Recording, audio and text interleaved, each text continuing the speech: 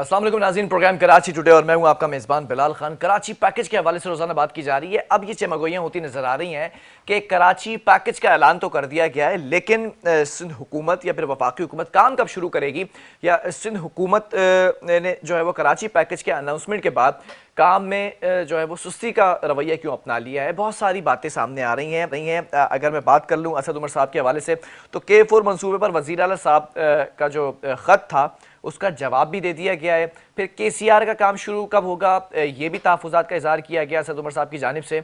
बहुत सारे मामलात हैं, इसी पर जो है वो आज का डिस्कशन होगा और तमाम चीज़ें जो है आज डिस्कस की जाएंगी कि किस किस के तहत कौन कौन से मंसूबे रखे गए हैं और किसने मंसूबे कितने वक्त के अंदर कंप्लीट करने हैं। इसी पर हमें ज्वाइन कर चुके हैं, ऑन कॉल हमारे साथ मौजूद हैं सीनियर तज़कियाकार हैं शहजाद चुगताई साहब। शहजाद साहब, बहुत शुक्रिया ज्वाइन करने के लिए। जानना ये चाहूँगा कराची पैकेज पर काम कब शुरू होगा आखिर?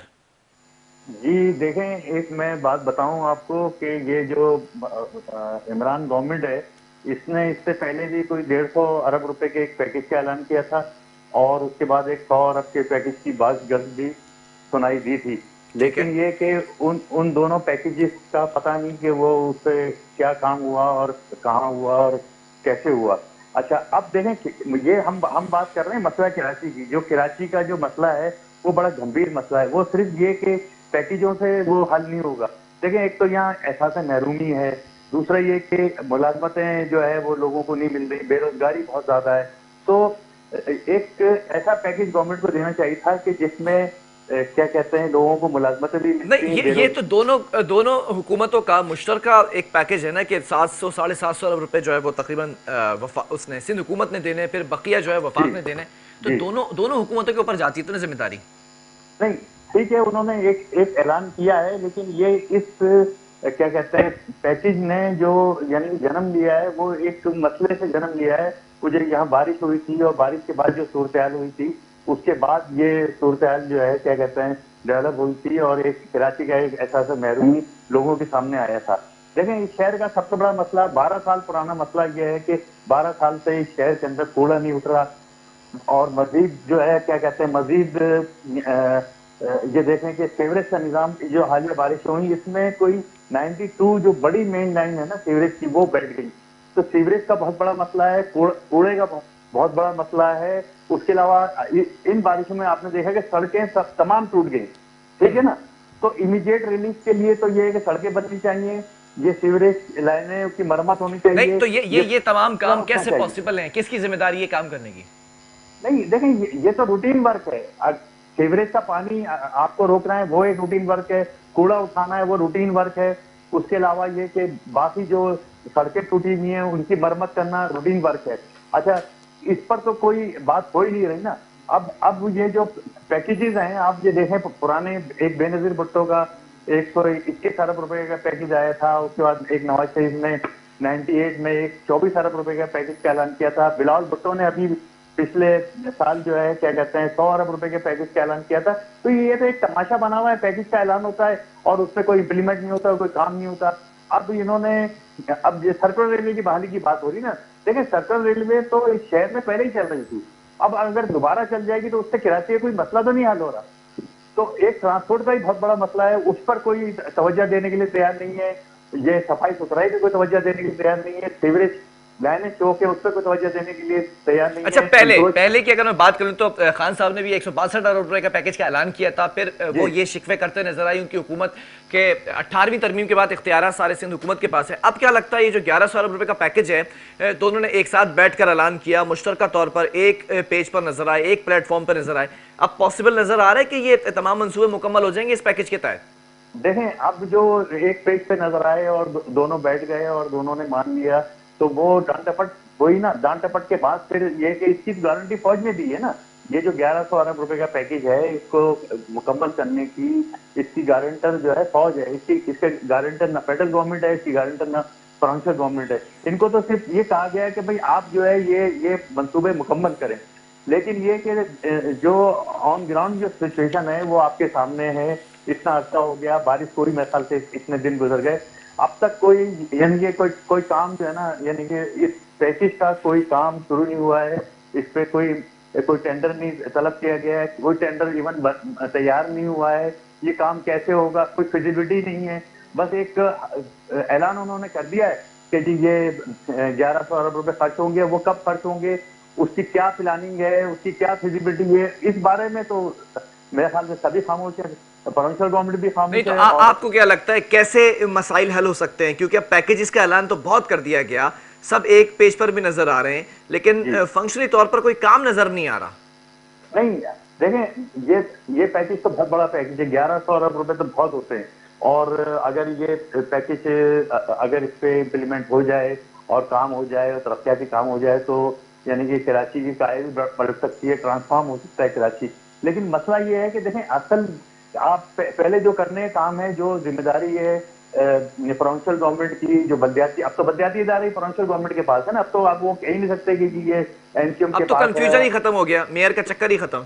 हाँ, आपका तो अब मेयर की कहानी खत्म हो गई, चेयरमैन चले गए, और वो जो एक जाली बल्दियाती निजाम था जिसमें चेयरमैन थे कोई 239 चेयरमैन थे, और कोई इतने पूरे सिंध के अंदर 1000 काउंसलर थे और 1000 चेयरमैन थे, वो कहानी तो खत्म हो गई ना। अब तो टोटल कंट्रोल जो है, कंट्रोल जो है वो मुराद अली शाह के हाथ में आ गया। तो अब मुराद अली शाह को सबसे पहले तो ये रिजल्ट देना चाहिए कि ये कराची का नहीं है कि कराची में पानी खड़ा हुआ है, ये कराची में सीवरेज के गटर गटर उबल रहे हैं, सीवरेज का पानी है, मसला पूरे सिंध का है। तो और ये इवन ये कि लाड़काना की भी बहुत बुरी हालत है।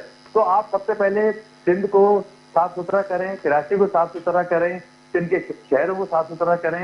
ये जो हर जगह गटर का पानी खड़ा हुआ है, कराची में कोई गली कोई सड़क ऐसी नहीं जिसपे सीवरेज का पानी नहीं खड़ा हुआ और गटर नहीं उबल रहे। तो अच्छा, आप ये जो बंद जो करें, मंसूबे हैं, कूड़ा जो उठाएं। बड़े मंसूबे हैं, अगर K4 की बात कर ली जाए, KCR की बात कर ली जाए, ग्रीन लाइन मंसूबे की बात कर ली जाए, ये मंसूबे काफी तवालत का शिकार हो चुके हैं, काफी अरसे से चलते आ रहे हैं। तो इस पर दोबारा वही पैकेज का ऐलान किया, उन्हीं मंसूबों को शामिल किया गया कि उसको मुकम्मल करेंगे। तो जो 12 सालों से पैसा दिया गया उसका एहतसाब कौन लेगा फिर? उसका तो कोई हिसाब किताब ना कोई ले सकता है ना कोई, वो तो जैसे पैसा हजम, सिस्टम और पैसा हजम वाली सूरत हाल है। अब ये देखें, ये सिंबॉलिक जो है ना, हमारे सामने जो एक मिसाल है वो है ये ग्रीन बस सर्विस। अब ये ग्रीन बस सर्विस जो है, ये 7 साल से ये प्रोजेक्ट जो है इल्तवा का शिकार है, और ये सुरजानी से लेकर और यहाँ तक कंप्लीट भी हो चुका है, गुरुमंदिर तक। और इस पर सिर्फ बसें चलानी है, और कोई ये नहीं है कई अरब रुपए की बसें, वो 2-4 करोड़ की जो है वो बसें आ जाएगी, जो फौरी तौर पर ये अगर चलाना चाहें तो 2-4 करोड़ की आप बसें चला दें। फिर ये कि ट्रांसपोर्ट सिस्टम कराची का बिल्कुल बैठ चुका है, कराची में ट्रांसपोर्ट सिस्टम नहीं है। देखें, ये झूठी गवर्नमेंट है, सिंध गवर्नमेंट, ये झूठ बोलते हैं, इसके वजीर झूठ बोलते हैं। आपको याद होगा कितनी मरतबा इसमें नासिर शाह ने कहा कि जी कल से 200 बसें चल जाएंगी और फिर वो 1000 बसें हो जाएंगी। फिर ये तो दूसरे इस वजीर पैकेज के अंदर ट्रांसपोर्ट के निजाम को बेहतर बनाने के लिए कुछ रखा गया है? नहीं, मसला सारा ये है कि आप ऐलानात कब से आप सुन रहे हैं? ऐलानात तो मेरे ख्याल से जब से पीपल पार्टी गवर्नमेंट आई है, पीपल पार्टी ये ऐलान कर रही है कि ट्रांसपोर्ट का मसला हम हल कर देंगे और ये कराची को जन्नत बना देंगे, सिंध को जन्नत बना देंगे। लेकिन ये कि ये देखें, अब ये क्या हो रहा है कि ये सियासत हो रही है, और ये ग्रीन बस सर्विस को जो हैम्पर किया हुआ है वो प्रोविंशियल गवर्नमेंट ने हैम्पर किया हुआ है। प्रोविंशियल गवर्नमेंट नहीं चाहती कि ग्रीन बस सर्विस मुकम्मल हो, ग्रीन उस पर ट्रैफिक चले, उस पर बसें चलें, और उसके अलावा ये कि वो उसमें मुस्तकिल रुकावटें डाल रही है। आपका क्या बसें मौकफ है, आपका क्या तजज़िया इस हवाले से? वफाक का क्या नजरिया है? वफाक चाह रही है कि कराची में काम हो, कराची में बेहतरी आए? नहीं, विफाक के जाने से कुछ नहीं होता ना। देखें, असल मसला तो 18वीं तरमीम का है ना, तो अब 18वीं तरमीम के बाद तो ये सारे काम तो विफाक में आके कोई तरक्याती काम तो नहीं करेंगे ना, सड़कें तो नहीं बनाएगा, ना पुल बनाएगा। तो अब ये नहीं, आप ये क्या ये पॉसिबल है, क्योंकि अब मेयर मौजूद नहीं है, मेयर का निज़ाम नहीं है, बल्दियाती नुमाइंदगा जो उनकी हुकूमत थी वो खत्म हो चुकी है, तो क्या ये पॉसिबल है कि गवर्नर के जरिए वफाक जो है वो काम कराना चाहे तो कर सके? देखिए, गवर्नर के जरिए के 2 साल हो गए मेरे ख्याल से इमरान हुकूमत को, पहली गवर्नमेंट 2 साल गवर्नर कुछ कराची में तरक्याती काम कराए जाएं, कुछ कराची में अपलिफ्ट की जाए, फेस चेंज किया जाए कराची का। लेकिन ये कि ये मुमकिन नहीं हो रहा, ये 18वीं तरमीम जो है उसके बाद ये नामुमकिन है। ये तो अब प्रोविंशियल गवर्नमेंट का सब्जेक्ट बन गया। आपको जो भी कुछ करना है वो प्रोविंशियल गवर्नमेंट को पैसे दें, वो प्रोविंशियल गवर्नमेंट करेगी। अच्छा, प्रोविंशियल गवर्नमेंट जो है वो मैं ये नहीं कह सकता कि कराची के बारे में सिंसियर नहीं है। प्रोविंशियल गवर्नमेंट तो सिंसियर पूरे सिंध के बारे में नहीं है, लाड़काना के बारे में सिंसियर नहीं है, नवाब शाह के बारे में सिंसियर नहीं है, गड़ी यासीन के बारे में सिंसियर नहीं है, सखर के बारे में, पन्नो आफिल के बारे में, घोटकी के मामले में, पूरी सिंध का आप हाल देख लें क्या है। ये लोग सिर्फ जो है झूठ बोलते हैं। चले ये तमाम चीजें एक तरफ है, अब एक पेज पर है दोनों हुकूमतें और फिर ये पैकेज भी सामने आया, 3 साल की पॉलिसी रखी। क्या लगता है कि अब प्रोविंशियल गवर्नमेंट डिलीवर करेगी वफाक के साथ मिलकर? देखिए, अब ये तो होगा कि कुछ तो करना पड़ेगा आपको, प्रोविंशियल गवर्नमेंट को कुछ तो डिलीवर करना पड़ेगा। अच्छा, प्रोविंशियल गवर्नमेंट क्या डिलीवर करेगी? जो प्रोविंशियल गवर्नमेंट को पैसे मिलेंगे उसके बाद ही डिलीवर करेगी, तो मतलब ये जब पैसे आएंगे, पैसा कहाँ है? पैसा तो है ही नहीं, ना खजाने में पैसा है। अब देखें, सारा जो पैसा है इस वक्त जो आपके मुल्क का हाल है, सारा पैसा आपका डेट सर्विस में जा रहा है, सारा पैसा जो है वो दूसरी मदद में खर्च हो रहा है। फेडरल गवर्नमेंट को तो पैसे है ही नहीं। फेडरल गवर्नमेंट ने ये तो ये जो पैकेज का ऐलान किया, पैसा कहां से दिया जाएगा? सिंध गवर्नमेंट कह रही है कि 750 अरब रुपए हैं, फिर वफाकी हुकूमत ने देने, तो ये पैसा फिर कहां से लाया जाएगा जब मुल्क की हालत है?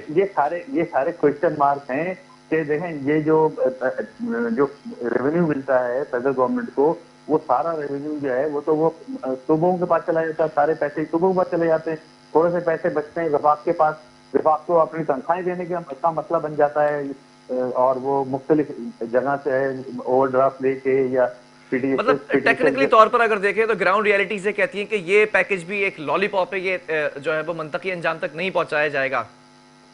जी जी बिल्कुल, ये देखें, ये अब तक तो ये लॉलीपॉप ही नजर आ रहा है ना। चलें बहुत शुक्रिया शहजाद साहब आपके तज्जिए का। नाज़रीन, बड़ी हैरान कर देने वाली बात यह है और तशवीशनाक सूरत हाल ये है कि 1100 अरब रुपये पैकेज का ऐलान तो कर दिया गया है, लेकिन सवाल यहाँ पर यह पैदा होता है कि ये टेक्निकली तौर पर कैसे पॉसिबल है। और बड़े वसूख ज़राए के साथ मेरी एक जो है वो शख्सियत से मुलाकात हुई तो उन्होंने ये इस बात का इजहार किया कि उसी जमात के वो जो है वो मुंतखब नुमाइंदे भी हैं जिनकी हुकूमत है इस वक्त फेडरल गवर्नमेंट ने, वो ये कहते नजर आए कि ये जो 3 साल की पॉलिसी बनाई है ऐसा टेक्निकली तौर पर पॉसिबल नहीं है, क्योंकि आपके पास इतने रिसोर्सेज नहीं है, जीडीपी ग्रोथ आपकी नहीं है, इतना रेवेन्यू जनरेट नहीं हो पा रहा है, तो ये कैसे दिए जाएंगे? बहुत बड़ा सवालिया निशान है। वक्फा लूंगा, इसके बाद एक और स्टोरीज पर बात करेंगे।